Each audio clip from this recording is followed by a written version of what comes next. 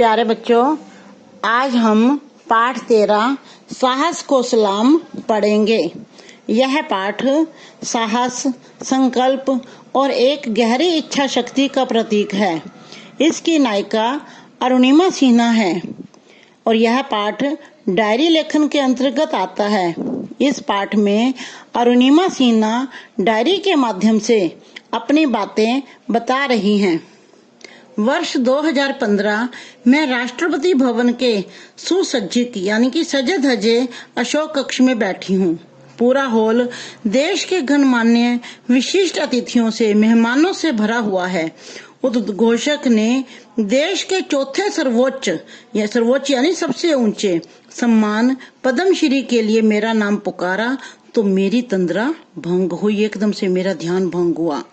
अरुणिमा सिन्हा विश्व की प्रथम महिला पर्वतारोही जिन्होंने अदम्य साहस का परिचय देते हुए विकलांगता के बावजूद विश्व के सर्वोच्च शिखर माउंट एवरेस्ट पर विजय प्राप्त की थी। कौन थी वो? विश्व की पहली महिला थी पर्वत पर जाने वाली। पूरा अशोक हॉल करतल ध्वनियों से गूंज रहा था, तालियों की गड़गड़ाहट से गूंज रहा था। मैं माननीय राष्ट्रपति जी से पद्मश्री प्राप्त कर रही हूँ, पर मैं स्वयं को रेल की पटरियों पर पड़ा पाती हूँ। अरुणिमा सिन्हा डायरी के माध्यम से ये पाठ लिख रही हैं। मेरी बाईं टांग घुटने के नीचे से कट गई, दूसरी टांग भी जख्मी है।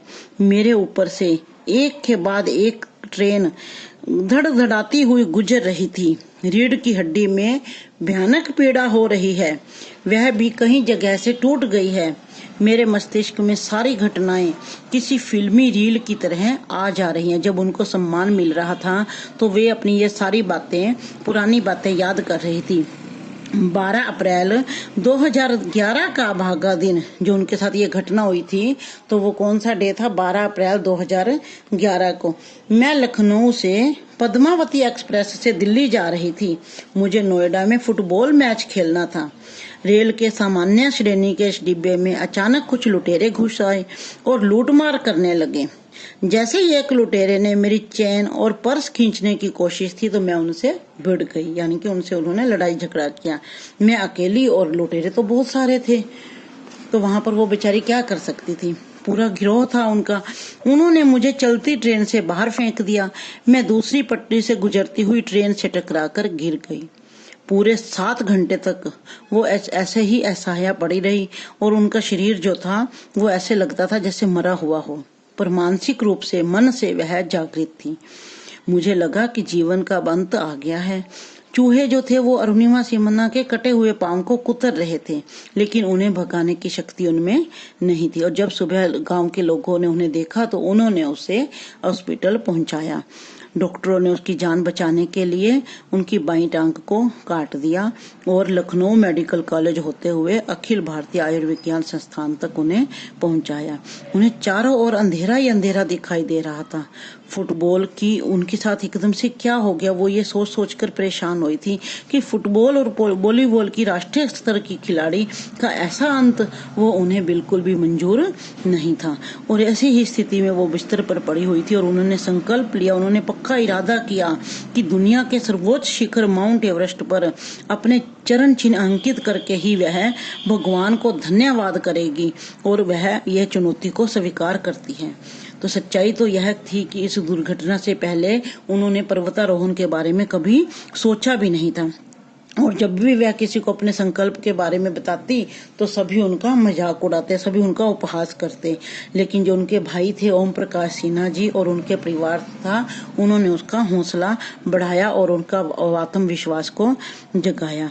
तो वह अपने जैसे ही उनको हॉस्पिटल से, अस्पताल से छुट्टी मिली तो वह अपने घर ना जाकर अपने जो उनकी प्रेरणा स्रोत थी बचेंद्री पाल जी, वह उनके पास गई और उन्होंने जैसे ही उन्होंने प्रार्थना की और उनका हौसला देखा बचेंद्री पाल जी ने, तो उन्होंने कहा कि एक दिन तुम्हारा लक्ष्य तुम्हारे कदमों में होगा, क्योंकि जो तुम्हारा हौसला है वो माउंट एवरेस्ट से भी काफी बड़ा है। तो जब बचेंद्री पाल जी ने ये बातें की तो वह आत्मविश्वास से भर उठी। तो वे बचेंद्री पाल से बिना समय गवाए ये पर्वतारोहण के सारे गुर, सारे वो सीख लेना चाहती थी और जैसे वह उनकी जब प्रैक्टिस करती थी तो वो बहुत परेशान हो जाती थी, बहुत तंग हो जाती थी, क्योंकि उन्हें मतलब जितना समय पर्वतारोही को 15 मिनट लगते थे चढ़ाई चढ़ने में, उतने में वह 2 घंटे का समय कम से कम उनका लगता था। लेकिन फिर भी उनके मन में हताशा पैदा भी हुई थी, लेकिन जीत जो थी वो उनके हौसले की हुई थी। 21 मई 2013 को सुबह के 10:55 पर वह घड़ी भी आ पहुंची जब अरुणिमा सिन्हा का संकल्प साकार हो गया और वह विकलांग अपने संकल्प और दृढ़ निश्चय के बल पर दुनिया की छत पर खड़ी होकर तिरंगे का आलिंगन यानी कि तिरंगे को उन्होंने गले से लगाया और चीख चीख को दुनिया को बताया कि मैंने उन लुटेरों को जवाब दे दिया है जिन्होंने मुझे एक अबला समझकर, अकेली स्त्री समझकर, उन्होंने कमजोर समझकर उन्होंने ट्रेन से बाहर फेंक दिया था। और मैंने पूरे संसार को दिखा दिया है कि हाथ पैर कटने से कोई भी विकलांग नहीं होता। विकलांगता तो एक मनोदशा है, उनके मन की दशा होती है। तो शरीर से कोई भी विकलांग नहीं होता। तो वो आगे क्या कह रही हैं कि मैंने अपनी कमजोरी को अपनी शक्ति बना लिया है। लक्ष्य तय करो और उसे पूरा करने के लिए जुट जाओ। अपने लक्ष्य और अपने बीच में किसी चीज को मत आने दो। आपका ध्यान जो है वो हमेशा लक्ष्य पर होना चाहिए। बस इस बात में विश्वास रखो कि आप कुछ भी कर सकते हो। यदि आपकी इच्छा शक्ति दृढ़ है तो कोई भी बाधा आपके मार्ग को नहीं रोक सकती। मेरा जीवन इस बात का जीवंत प्रमाण है। तो ये कौन कह रही है? अरुणिमा सिन्हा जी कह रही है कि खुद पर विश्वास, दृढ़ इच्छा शक्ति और अपने लक्ष्य के प्रति संपूर्ण समर्पण यही सफलता का राजमार्ग है। इस मार्ग पर चलकर तो देखिए आपका स्वप्न भी साकार हो जाएगा। तो बच्चों, यह पाठ हमें जीवन में वास्तव में आगे बढ़ने की शिक्षा देता है।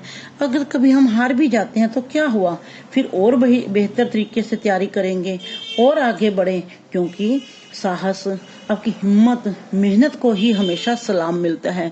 कभी भी आलसी व्यक्ति जो होते हैं, जो सामान्य रूप से अपना जीवन बिताते हैं, उन्हें कभी भी सम्मान नहीं मिलता और जो मेहनत के बल पर प्राप्त करते हैं उन्हें ही सम्मान मिलता है। तो बच्चों, आपने भी इसी तरह से अपना लक्ष्य बनाना है और आगे बढ़ना है। धन्यवाद।